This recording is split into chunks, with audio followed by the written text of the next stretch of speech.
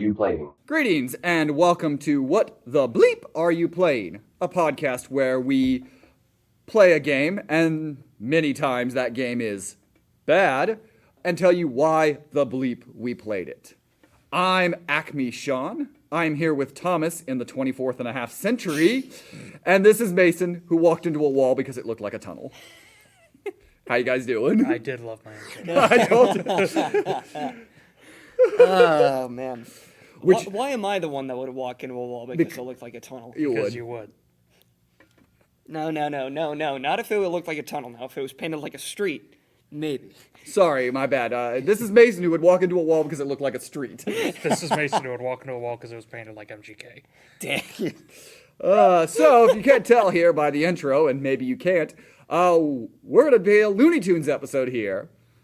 Specifically, Looney Tunes Back in Action. We played it on the GameCube, but it was also released on the PlayStation 2 and Game Boy Advance. And it was without Brendan Fraser, but does follow the storyline of the movie. It's a little weird, isn't it? Like yeah. It's a little weird, like how much it takes from the movie and how much it doesn't take from the movie. Well, what it seemed like to me was that there was a Looney Tunes game in development that just happened to be a Looney Tunes game in development at the same time as the movie, and then they were like, "Hey, maybe we'll make extra money if we loosely tie them together." See, I kind of think the opposite.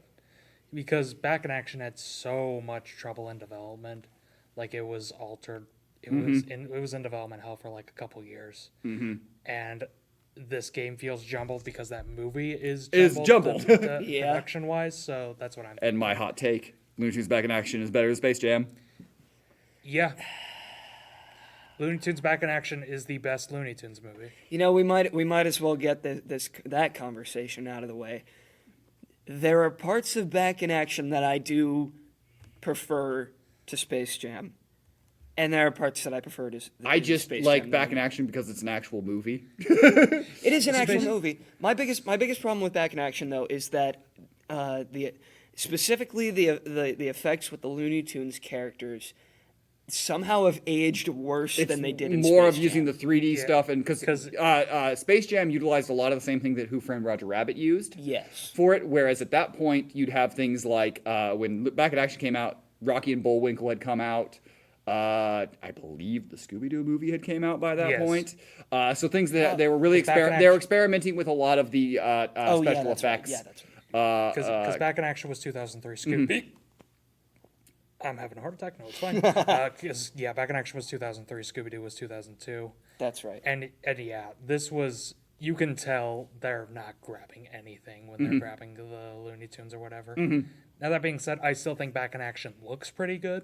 It looks fine, and I legitimately like the art style that is the animation looking more than, say, the modern Space Jam that did a lot of the 3D models, which, again, I don't think the 3D models were bad in Space Jam 2, but I prefer the cartoon in real life really crossing over. Man, I'm going to have a lot to say about 3D models of Looney Tunes characters. Some of them work in this game. Some of them don't. This is an interesting game. We'll burn that bridge when we get to it. So, Looney Tunes Back in Action is a platforming video game released in 2003 by Electronic Arts, based on the movie of the same name. Was released, as I said, for GameCube, PlayStation 2, and Game Boy Advance. Follow it. You're chasing the Blue Monkey Diamond, which is a great name. And this game. Does Blue Monkey kind of sounds like slang for like a drug? It really does. Yeah, it does. This game. So when I booted it up and started playing it, after I had seen some little gameplay footage, as a lot of these, like going into it as we're planning them, I'll watch a little bit of gameplay footage in the planning just to kind of get an idea. And my first initial thought when I watched footage was, so it's trying to be Donkey Kong 64. And there are still elements that are kind of be Donkey Kong 64. It just, the thing it takes the most from Donkey Kong 64 is must collect everything. Yeah, this is a collect-a-thon. Which is not a good. This game is clearly meant for a younger audience. And I think some of the mechanics in the game, some of the platforming stuff, it wasn't that it was difficult. It's just it's set up for a kid, and that meant it didn't age as well on some of these things. Yeah. We've had some pretty bad cameras. And this is not a bad camera overall. I thought the camera in this game was garbage. It's not. Well, it's a set camera, but it's not. As far as set cameras goes, it's pretty good comparatively. I mean, I would say better than a lot of the games we've played. It's not good because it's a 2000s platforming game. None of them are going to have good cameras for the most part. Yeah, but So- it's this one's unexcusably bad. Really? I didn't. I thought it was. I was prepared to talk about how the camera was actually pretty good in this game. I had no problems with the camera, Yeah. except like it got caught on walls a couple of Yeah, times. Bugs' burrowing attack had some problems with the camera. I noticed in Because multiple like levels. it just felt like it's so incredibly random. Like at what points you could control the camera and which points you can't. That's fair. It swaps so many I'll give you times, that. I will agree and with you that. never know that when it's going to happen. Not giving you full control of the camera from the beginning is kind of annoying, Well, but also par for the course in a lot of these type of games. Well, that kind of goes with the fact that this game, again, it's made for kids. Very but, clearly. But because of that, there's a lot of limitations that there wouldn't be in other 3D platformers Mm-hmm. around this time. Compare this to, say, Jak and Daxter. Mm-hmm. Jak and Daxter is much more open. There are still camera issues, but it's not nearly as flawed. And there's no invisible walls. There are a Because lot of in- invisible walls, yeah. which again, I've played a lot of 90s platformers, so invisible walls are nothing new to me. But yeah, there are a lot of invisible walls where you're like, oh, I should be able to jump there, right? Yeah, Nope. It's very cumbersome, and like I don't hate it. Obviously, again, I have played so many platformers. I'm in the same boat as Sean. I've played so many platformers. I don't really care when there's invisible walls. It's normally like bothersome. Like again, the first level, there's this bit where you should easily be able to make this jump as Bugs, but because of the invisible wall, you can't, and that means you have to do this whole other platforming thing. And I'm like, I could literally just pull like a Mario 64 and whip, do that. Like, There's a point also in one of our first levels where you can go, you're up and you're climbing on top of the buildings, and you can go up on the buildings, where you should easily be able to also jump to the side, but the side has an invisible wall, and it's really annoying. I was like, oh, I should be able to go there, which meant some of the fetch parts of that first level are really annoying because I there isn't also a good like keeping track of where you've been. That it took. I don't really want to admit how long it took me to take all the Daffy Duck posters down, but Oh my god. it took a little bit longer than I thought it got, because I legitimately had to look up where they all were, and still I was like, I've been to all those places, so where could it be? And then I See- finally was like, oh, was I there before? See, I knew where it was, but again, because of the invisible walls and all the platforming issues, I just couldn't make it up to the top of the building where the last one was. So I'm just there for like 5 minutes going, Bugs, you're a fucking rabbit. Jump, bitch. Now something. Oh, go ahead, Mason. You know, speaking of jumping, did anybody else notice that the jumping in this game is absolute garbage? Because it With Bugs, it's not awful. With stops, Daffy, like, it's bad. all momentum while you're moving. I did notice it was very hard to jump and then go into things. Like you try and do not necessarily combo, be able to like jump and then move and jump, and like if you're doing your roll, if you stop your roll, you will literally stop. And I'm like, no, I want to keep rolling. I want to keep rolling. It's Again, that goes with the fact that this is Yeah. definitely aimed Made for kids. The controls just. And so, interestingly enough, I don't know if this went into design the controls. As I said, we played the GameCube version. That is the last version released, actually. Now, they weren't released very different apart. The Game Boy was actually the first released, November 11th, 2003. Oh. The PlayStation 2 was the second released 8 days later. And then the GameCube was released 5 days after that. why One did of they, the weirdest release patterns why I've didn't ever they seen. just release them all at the same time? But I wonder if the PS2 was the default controller in designing this game, and so possibly that's why some of the controls weren't. It didn't feel intuitive for the GameCube controller, which I usually find a very intuitive controller. So Yeah. Yeah. where some of the buttons were, I was like, why would you put it to that button? I did find myself on numerous occasions because there's a like after you beat a certain section in the first level, there's a swapping mechanic where you swap between Bugs and Daffy. I did find myself an embarrassing amount of times accidentally swapping between them when I didn't mean to. Now, there's some really cool puzzle things with the switching. I legitimately like some of the puzzles they made with the switching. I was like, okay, that's actually a really cool idea. You know, you want to set your one character up, get it all ready. Okay, I'm set. Swap to the other one. Come and try to do the same things. There's some really cool puzzle work in this game, and maybe if there was less platforming and more puzzling, I think this game might have been better. And again, it's not a game that I tremendously disliked. I actually enjoyed a lot of the elements of the game, but that is, I think, where their actual strength in this game was with some of the puzzling instead of some of the weird platforming mechanics that they really didn't need to throw on us. With Bugs Bunny and Daffy Duck, I didn't need to run around and jump with Bugs Bunny and Daffy Duck.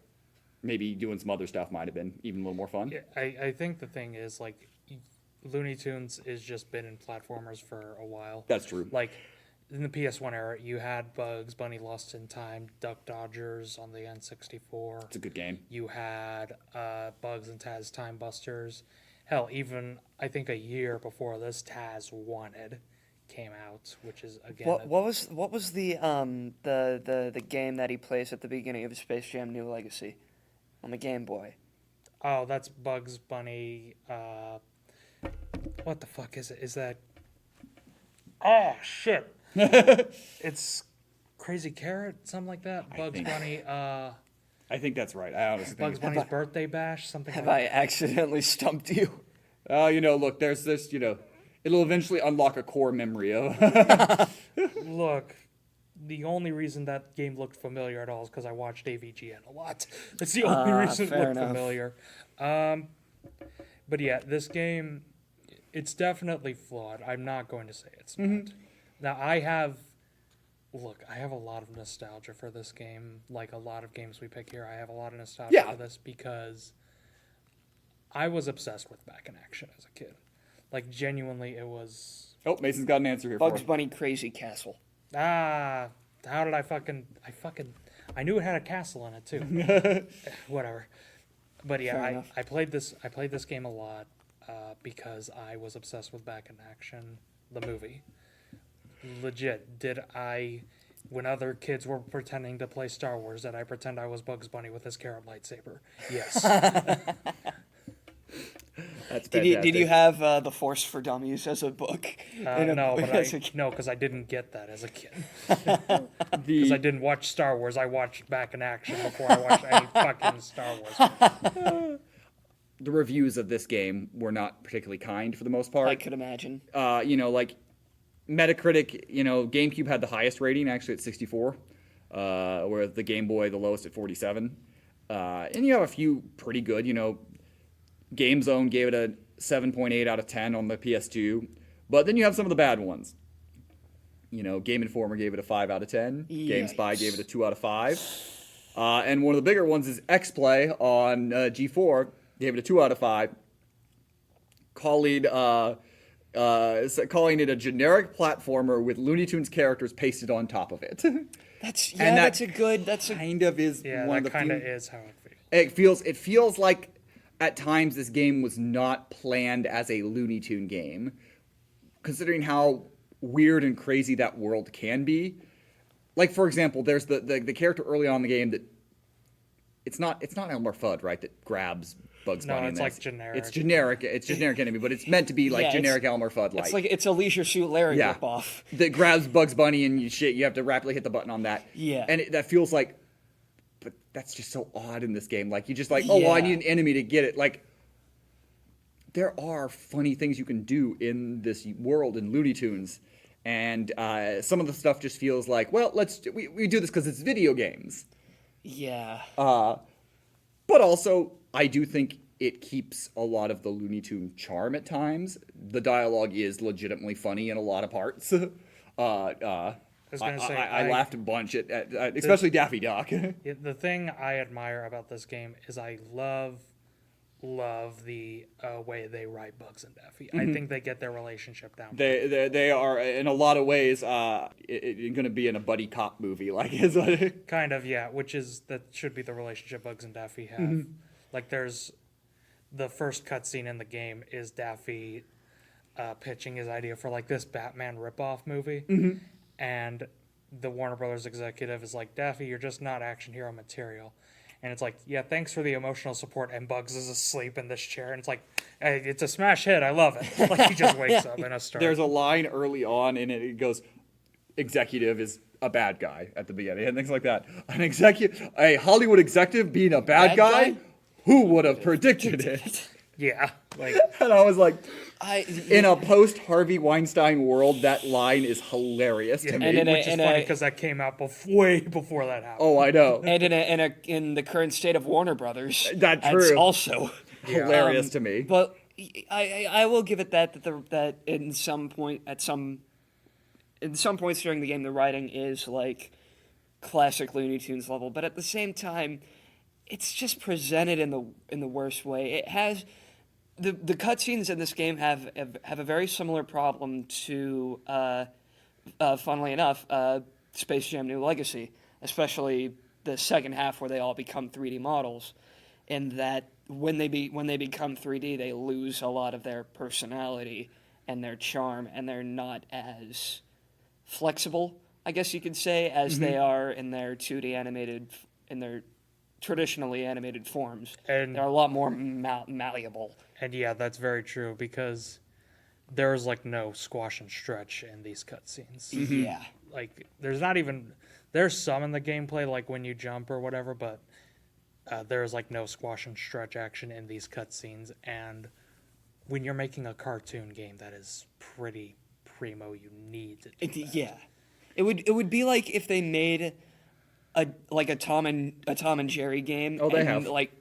It'd be like if they made a Tom and Jerry game and all of the cutscenes didn't include like him smashing into walls and coming out of funny shape. That's like they true, are. and that is lost kind of in this game. Think of how lived in and crazy Simpsons hit and run feels. Yes. Like you feel like you're in an episode of The Simpsons as you're playing it. Yes. Also, how you feel in the South Park games, like you're playing out a South Park episode in a lot of ways. This does not feel necessarily like I'm playing a Looney Tunes episode. Yeah. And Honestly, Crash Bandicoot feels more Looney Tunes Yes. than these Looney Tunes. Absolutely. Games, so. that would be something that I think they could do better with. That is definitely just making it feel more Looney. Yeah. Instead of trying to copy other platformers, be Looney Tunes, be crazy. Yeah. Which, like, even if you want to copy other platformers, copy your own damn platformers, because Bugs Bunny Lost in Time is good. That's Duck true. Dodgers on the N64 is good. So I think that is because this is a tie-in game that you just kind of lose a lot of that charm. I think you do. Because of the rush job that it probably was. And it's not that the studio, or I guess the developing company, it's not that they don't know what they're doing necessarily, but when you look at their list of games, Warthog Games, they're all tie-in games. Yeah. So, including a Tom and Jerry game Oh, no way. for the PlayStation. Why did... Which man. one? Tom and Jerry and House Trap. Was this before Back in Action? Yes, You think 2000. You think that was the game that got them Back in Action? You know what? It might have been. By the time they did Back in Action is one of their last 6 games they did. They would do some racing games and then a couple of Animaniacs games. Oh my god, there were Animaniacs games? well, there's plenty of anime. Oh, lot of jeez. So Why? This studio did a bunch of cartoon tie-in games. Let me be clear. I love Animaniacs to death, but the idea of an Animaniacs video game, especially one made by the same developers who did this game, disgusts me. And the fun thing is that we're gonna be revisiting this developer multiple times this season because we have 2 games to play later in this season. We have X2 Wolverine's Revenge, my game. And Harry Potter and the Sorcerer's Stone, my game. I believe we're playing both on the GameCube. Yes. So Going using that back, GameCube. going But back they also to the Warthog. look at what they did in 2003. They did X2, Harry Potter, a game called Rally Championship, a game called Mace Griffin Bounty Hunter, Battlestar Galactica, and Looney Tunes Back in Action. You know, can I just say, Mace Griffin sounds like a fantastic name. That is an amazing. Well, game. See, to me, that just sounds like original character Do Not Steal OC, but it's a member of the Griffin family from Family Guy. It's Meg's long-lost twin brother. Well, here on our rabbit hole here, Mace Griffin Bounty Hunter is a first-person shooter. Oh. On the game, it was all there. Oh, it was on PlayStation 2, Xbox, and Windows. A GameCube version was in development, but was canceled. What? How could it? What? It was not received particularly well. Xbox getting a 64 average. Oh yeah, it was originally interesting. This is a rabbit hole here. Anyway, Mace Griffin Bounty Rabbit Hunter. hole? Do you mean a wabbit hole? Oh, you wascally wabbit, you. I'm sorry. Did you have anything on the developer, Thomas? What? Not really a lot that you didn't bring up, except that they did. This is their second Looney Tunes game. Oh. This is their second Looney Tunes game, And their first one's better. Better. What was the original? The first one was Toons Fight for Fame, which is Yeah, you told me about this. which is an original Xbox Power Stone clone. That is a fighting game with Looney Tunes characters. I remember you showing me the cover art, and it is like the most. Oh my. Anyway, I'm purchasing Mace Griffin Bounty Hunter at this Is point. it game only? Yes. Or- so it's $5. Yeah, no, that's worth it. Anyways, I remember you showing me the cover art for Toons. It is the most serious looking box art for a frickin' Looney Tunes game. It is. It gives me the vibe. I think I told you when I showed it to you. It gives me the vibe of those shirts where Bugs and Daffy and Taz or whatever are in those urban hip hop, like early 2000s clothes with the loose t-shirts. Yeah, and and the weed plant outline on them. yeah, exactly. That's the vibe it gave me. It looks like if the Shadow the Hedgehog marketing team marketed a Looney Tunes. Hey, look, X-Play gave Loons the Fight for Fame 3 out of 5, so... What? Are we gonna have? I can't to trust do X-Play this? anymore. Look, I don't have an original Xbox, so that's Is it Sean's wait, territory. is it only an original? It's It's only an original Xbox. Ironically, the one console of this generation that Back in Action did not come out for. Oh, yeah, wow. that was interesting. Despite the fact that they had developed a lot for Xbox, I wonder why that was a thing. They already did Tunes. It's like, look, we have our one Looney Tunes on Xbox quota. We can't double dip. I bet they probably were just they were like rushed for time, maybe. Maybe. Because this game definitely feels rushed. This game does feel rushed. like. When did they start developing this game? It's a good Doesn't question. say. I bet it. in Yeah, there. I'll bet you're not. I'm betting you're not gonna be able to find it. 2001, like if I had to guess. Yeah, it feels. I mean, considering how many games they were developing that year, how many Warthog games was doing, This was probably one that was shafted because and I'm sure they're a pretty good sized studio, seeing as they've got all these licensed games.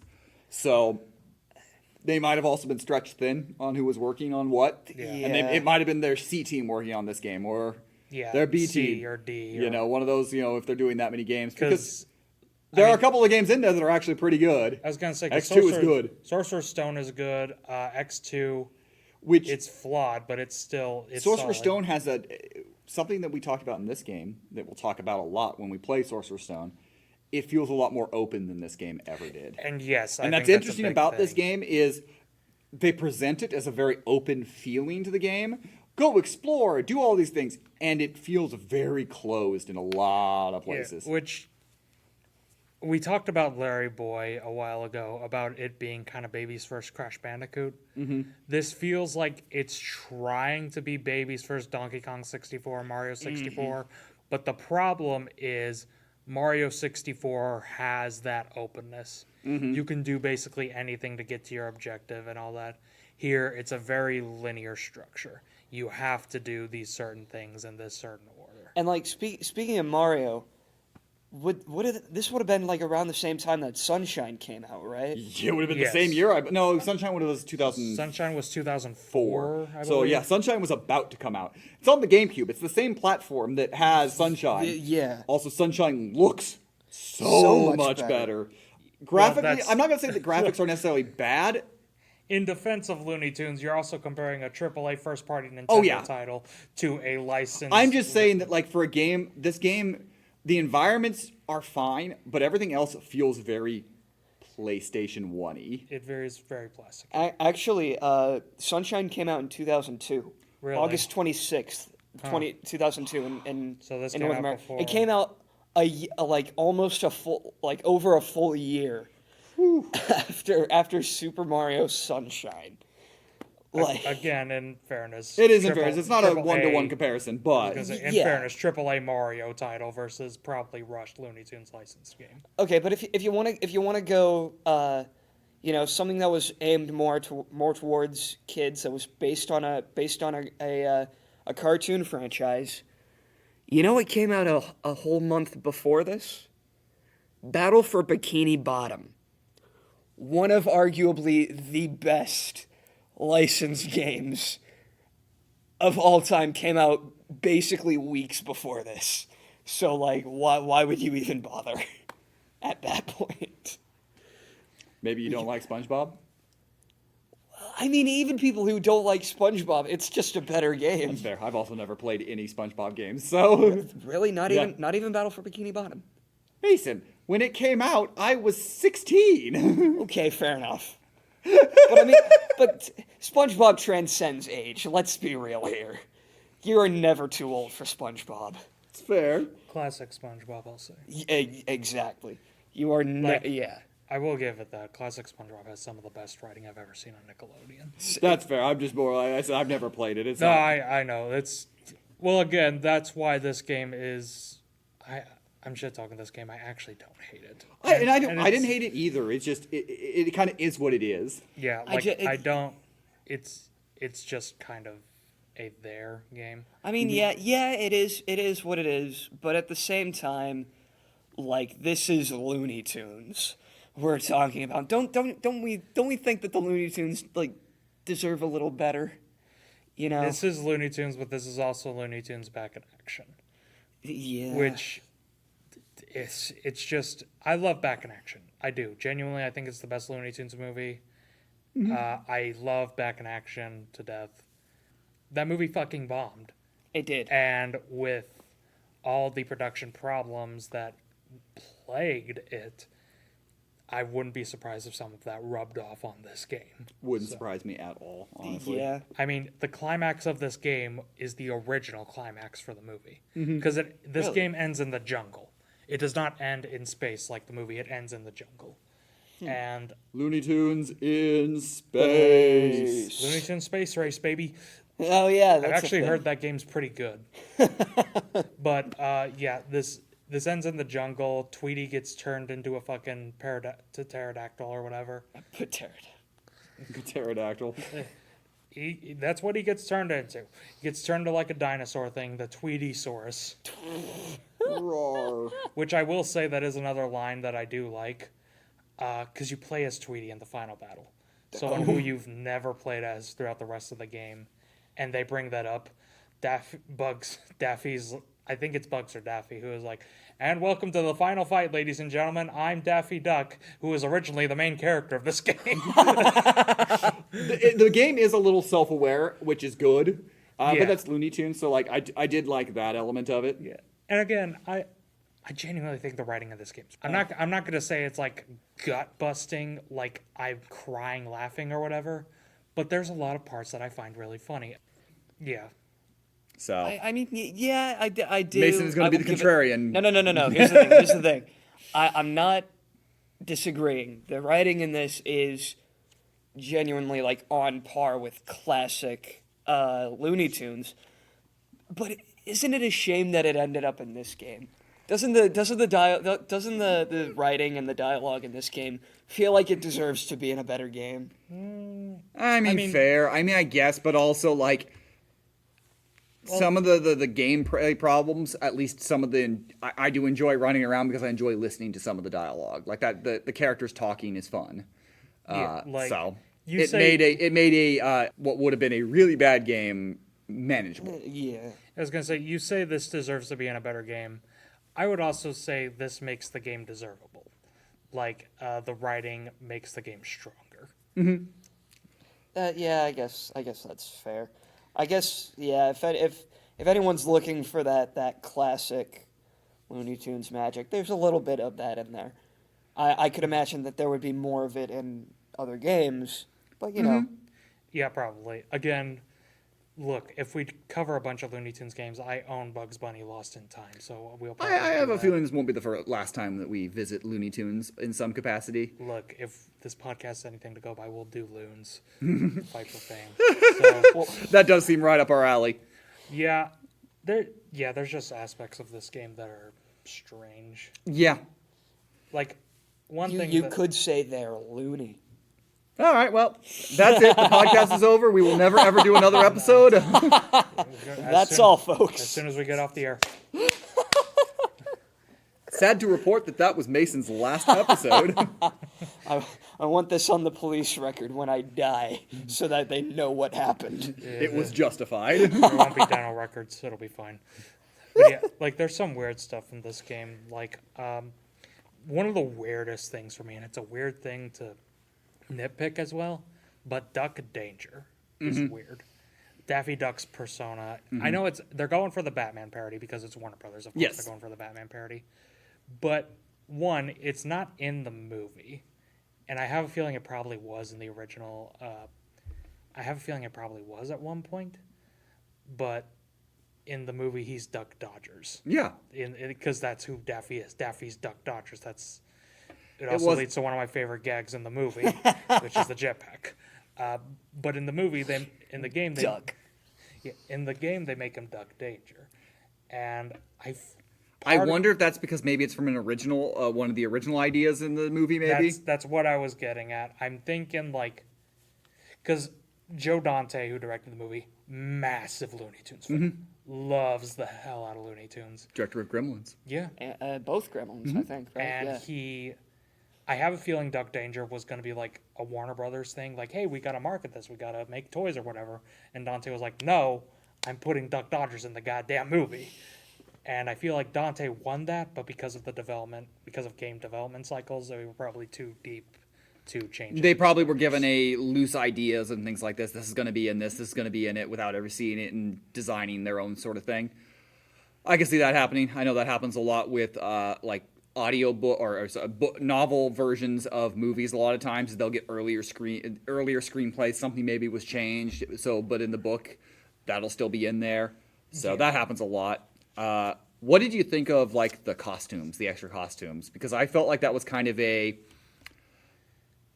underutilized and missed opportunity a lot in this game. Definitely a half-baked idea. Yeah, because it's basically it's the Conker's Bad Fur Day context sensitive button. That's what it is. You get a costume for the scenario. Yeah.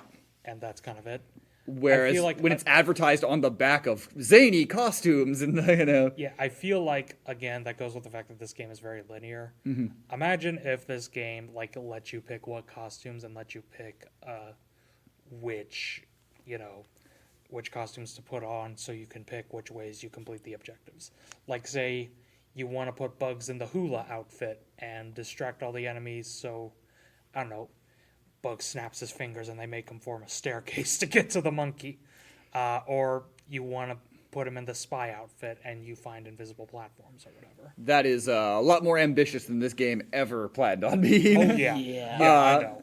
I'm just saying, But it's definitely felt like a missed opportunity. I the first time I had the hula outfit on, did I laugh a little bit? I was like, and then it was gone. I was like, that's it? Really? Yeah. And yeah, that is it. That's all you get it for? I was like, oh, cool. Costumes. This will make... That's it? I feel like there's a lot of that in this game, though. A lot of half-baked ideas. Yeah, I did love smacking people with a guitar. That was fun. that was funny. The fact that in the first level that your enemies are tourists trying to take pictures of you.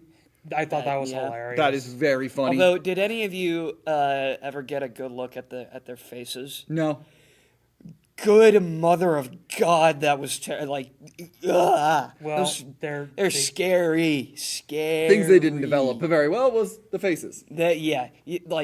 Up there with the scariest horror game villains: Pyramid Head, Mr. X, the tourists, and Back in Action. Mason, Scary. you're a fucking pussy. Oh, God. I wasn't scared of those goddamn peons as a kid. Yeah, they're just bad development, or not. I don't even want to say bad, underdeveloped kind of graphics and some. Yeah, So it's a throwaway character in early levels. It's I was not gonna like say, like, you're not meant to They're focus not. on the faces. Who knows? Maybe if I do data mine, I'll find the devil's eye behind them. you're like, oh, actually, it was Pyramid Head. Bugs Bunny versus Pyramid Head. Who went? It's Bugs. Oh, So Warner Brothers, if you want to buy Silent Hill and get Pyramid Head into multiverses, I'm not gonna complain. Some cake right there.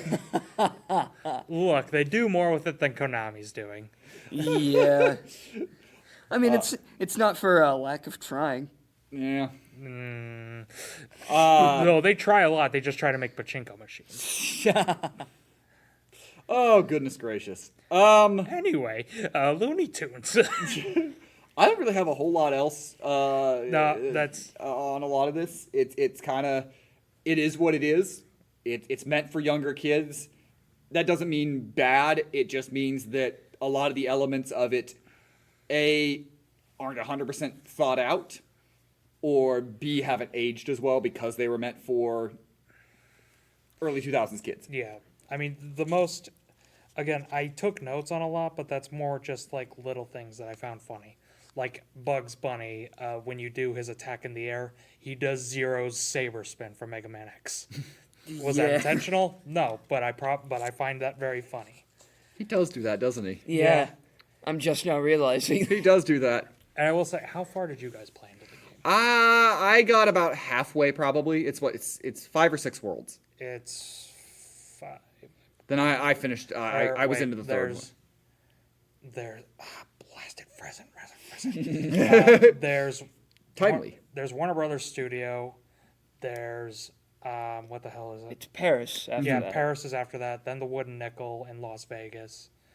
So I got through Paris then, is where I got Then through. it's Area 52. Then the jungle. So yeah, 5 areas. So I played the first couple.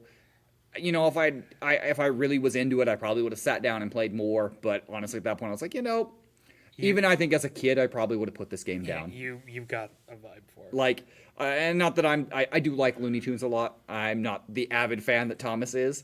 I like Looney Tunes quite a bit, but even as a kid, I probably would have put this game down. Look, I have a weird hyperfixation on a lot of strange franchises. That's fair. Look, possibly, if you ask me to list my top 5 franchises right now, now this will change. Nobody has asked you, but Thomas is going to do it. Here we go. Look, it's Sonic the Hedgehog, Thomas the Tank Engine, Looney Tunes, and Muppets. Fantastic. There's a crossover that needs to happen. Look, I have a really weird fucking group of things I like. Has Alec Baldwin been in the vast majority of those franchises? He hasn't been in Sonic, so I can't put that. But he's been in Thomas the Tank Engine. He's been Pretty in sure he's been in Thomas. Muppets. Was he in one of the Looney Tunes things? It wouldn't surprise me. Anyway, that's where my mind went. I was like, Thomas is finding weird things that Alec Baldwin has been in. There's many weird Alec Baldwin things. My headcanon is that he's Mr. Conductor in all of them. No, it's either George Carlin or Ringo Starr are the best Mr. Conductors. But Alec Baldwin ate the carrots. I don't know why that's where my mind went. Look, when we break out the Thomas the Tank Engine game and play it for this podcast, then we can discuss the best Mr. Conductors. The answer is either George Carlin. The answer is George Carlin. Ringo Starr is number 2. Boo! No, I'm kidding. George Carlin is honestly probably the best. George Carlin is the best conductor. He's also the best just narrator. Ringo was good too, though. Ringo was actually really good. Although Pierce Brosnan was the narrator for the Great Discovery movie. He was. He was actually not bad. Yeah, How we devolved into Thomas the Tank Engine in this podcast, well... that is my power! Now see, here's your connection. Alec Baldwin is brought up in a song in the Looney Tunes show. Boom. was Okay, on so Cartoon Network. hey, Sonic casting directors, we found your Shadow the Hedgehog. No. Thank me in the future world. No, we can't do that because then we couldn't give Shadow a gun. All right.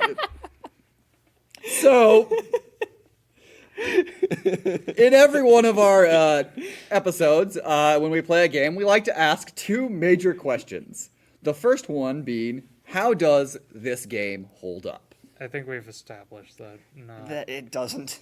not fantastically. For me, I think not amazingly, but honestly, for the platformers at its time meant for kids, it's fine. There's a lot of things that haven't aged well, but overall, I think it holds up okay. There are much worse ones, and there are much betters. It's kind of right down the middle. I was going to say, it's very down the middle. I didn't hate my time playing it. Look, I've beaten this game. I don't want to say I've 100% completed it, but I collected everything you need to get to the end once. And it was a pain in the fucking ass. Because, all right, you need to collect 25 monkeys to get to the end. That's every... Monkeys! That's every objective. You need 35 to get to the final area. So that is an additional 10. Yeesh. And no offense, the first time I did that, I was like, fuck that, never again. Never again. I will still go back and play this game for nostalgia's sake, but my mind immediately went to, no, fuck that, never again. Like, I just cannot bring myself to do it. It hasn't really aged all that well, and then on top of that, there are other SpongeBob-shaped alternatives that have aged better. So what Mason is saying is we need to play SpongeBob games, because I never have, so that'll be an interesting episode if we ever do. No, we'll play SpongeBob. We'll play SpongeBob games, but it won't be Battle for the Bikini. It'll be Creature from the Krusty Krab. I thought we were just going to play the Smash Bros. Nicktoons game. Nicktoons All-Star. Yeah. Whatever. Nicktoons Racing. Oh, There's so many of them. Dude, there's a third one coming out, and that son of a bitch. Look, Nicktoons Racing 2 is a legitimately fun game. It is, and I've only played it once because... Same. Look, now it was for 4 hours on stream, but I've played it once. Look, that was actually the game I first attempted to stream too, fun fact. My stream crashed after 15 minutes. Well, look at you. It happens. But yeah. We've done Thomas the Tank Engine, Nicktoons. Look, it's everything today. Everything. Our second question is, would this game deserve a reimagining or a remake in a modern setting? I found this question a little difficult because I don't want a Looney Tunes Back in Action remake. Right. But would I like a good Looney Tunes game, even a good Looney Tunes platformer? Yeah, I definitely would like that. So, like, there's elements of this game that I was like, I really would like to play this in a really good game. I guess Mason said with the dialogue, I wish having it in a better game. And that very much is kind of how I feel about it because I really want another Looney Tunes game, obviously. Because the last one, like the last major one, was, if you don't count that weird Scooby-Doo crossover they had on the 3DS. Or if you don't count multiverses. Mm-hmm. Yeah, if you don't count multiverses. Or phone apps, because there's that fucking Looney Tunes app that sucks. I don't like it at all. Phone games. Yeah, phone games. The last major one was Acme Arsenal in 2007. It's been a while, and considering how much of a goldmine Looney Tunes could be, and just Warner Brothers refuses to do anything with it. Yeah. Like I mentioned earlier, Simpsons Hit and Run, but that type of style, like not necessarily GTA clone or anything, but like dropping you into a world that you feel like you can walk around and feel fleshed out, but you get to be Looney Tunes characters and actually feel like you're those characters. Oh. Think of the way, like, and I'm talking about very different games for these sort of things, but like think of how much when people picked up Spider-Man and were like, holy cow, I am Spider-Man. That sort of feeling of like, I get to go and do crazy Looney Tunes things. Like, I get to be Wile E. Coyote trying to get that goddamn Roadrunner. I get to be, Daffy Duck, run around doing those things. And, as Mason brought up, running through a wall and seeing all those things. Have the cool hijinks. Make me feel like I'm in a Looney Tunes world. I think there is so much opportunity for that. And I think that would be something that I would definitely want to play. All I'm thinking of is that one advertisement for Batman Arkham Knight where it's Be the Batman, but it's Bugs Bunny in the shadows doing that one pose with the gun on the hoodies, and it's just Be the Looney. But yeah, sorry. No, that just reminded me that the original Scooby-Doo teaser was a fake out for Batman. That it was all leading up like you're supposed to be Batman, and then it shows you see the ears, and it goes, Oh, and then it that's goes to Scooby Doo, funny. the first for the original Scooby Doo movie. Anyway, that is where I went when you mentioned that. By the This way, is definitely Rabbit Trail the movie or By the way- podcast. By the way, the 5th franchise on that list is Scooby Doo. That Yes, I brought up sir. earlier. Yeah, like I said, I have a really weird fucking list. Anyway, I really agree. I want a big budget Looney Tunes game again. I don't want the fucking apps. I don't want. I mean, they're in multiverses. That's fine. But I want actually a big, full-fledged Looney Tunes game again.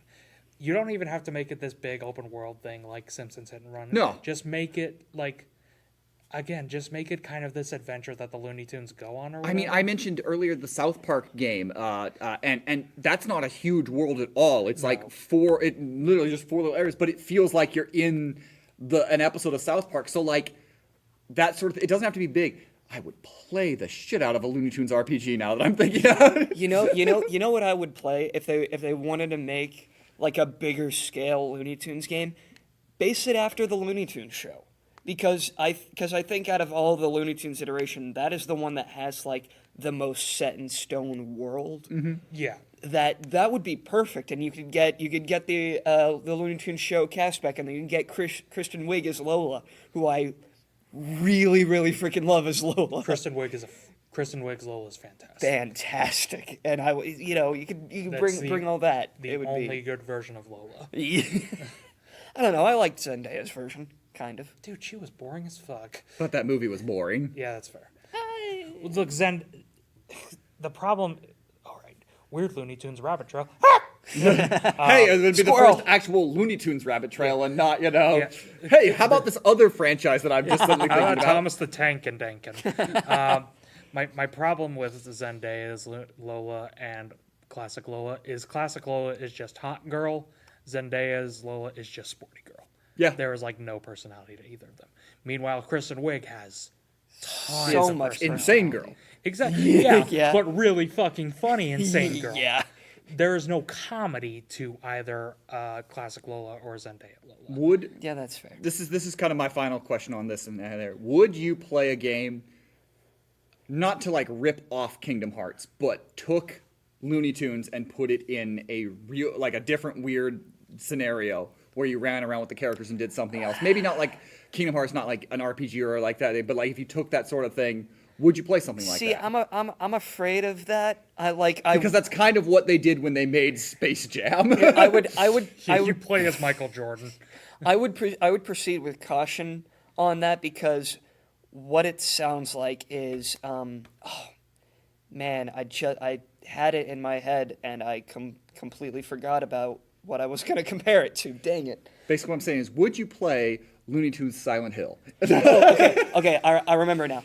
What that I would proceed with caution, but what that reminds me of is that one where they were all superheroes. Oh, yeah. Lunatics Unleashed. Lunatics. It sounds dangerously similar to See, Lunatics Unleashed. Part of me does like the idea of walking around with the Looney Tunes and all that. Another part of me, the reason why I think that works for Kingdom Hearts I think it's a bigger universe you can play around, and also you have someone that is just batshit insane enough to make it work. well, that and Love you, Tetsuya Nomura. look, also, I don't want to play as Mickey Mouse. I don't want to play as Donald Duck. I don't want to play as Goofy. I want to play as Bugs Bunny and That's fair. Daffy Duck and Porky and all those guys. Like, that's just my personal thing. That's fair. That's why I would prefer either a platformer that just goes bigger but has time to make it work, again, similar to SpongeBob Battle for Bikini Bottom or Mario 64 or something. Or, give me a Street Fighter 2 clone with Looney Tunes characters. I'd play the shit out of it. Yep, that does check out. Those were just kind of the type of games that I thought about when I was thinking about what would I like to see Looney Tunes in, and I was like, that could be interesting. It would just take the right type of game for that to work. I mean, I think I've talked to Mason about it. I think Mason brought up the question, like, what would Kingdom Hearts look like if it was Warner Brothers instead of Disney? And my thought process was it'd be a lot shorter because Bugs would just fucking kill the shit out of Xehanorts. No, Bugs would get Norded. Bugs would get Norded so fast. Because he'd want to be Norded. Okay, yeah, but Bugs... Not because he wants some evil intentions, because he just wants to see where this is going to play out. Because Bugs... You're right, because Bugs is an agent of chaos. Daffy would be the one who gets killed immediately. He'd come back, but he'd get killed like immediately. He'd be the Goofy who gets hit with the head. Who gets hit on the head with the rock. Well, that's a good place to end this, I think. The moral of the story is Warner Brothers. Warner Brothers. We know you're listening. We know you need something else you want to cancel. You're $12 billion in debt right now. You need something, brothers. I still say, give me a Looney Tunes horror game. Anyway, thank you all for listening here today. Give me my Looney Tunes Street. How would you like to hear Looney Tunes in your game? What type of game would you like to play? Well, you can go over to Apple and iTunes, if you're listening to your podcast there, and you can type some words in. You can tell us what you think. Give us a 5-star. You can tell us why Thomas is wrong, why Alec Baldwin should be Shadow the Hedgehog, why he shouldn't. I mean, there's so many things you could tell us. But check us out. We're on all these different podcast apps. Share us with your friends. Spread this podcast to the world. Fitting that this is the most rambly Rabbit Trail podcast because it's Looney Tunes, so it fits that. It fits very well. So it was all intentional, ladies and gentlemen. Exactly. We'll be back next week with another episode, and until then, we'll see you next time.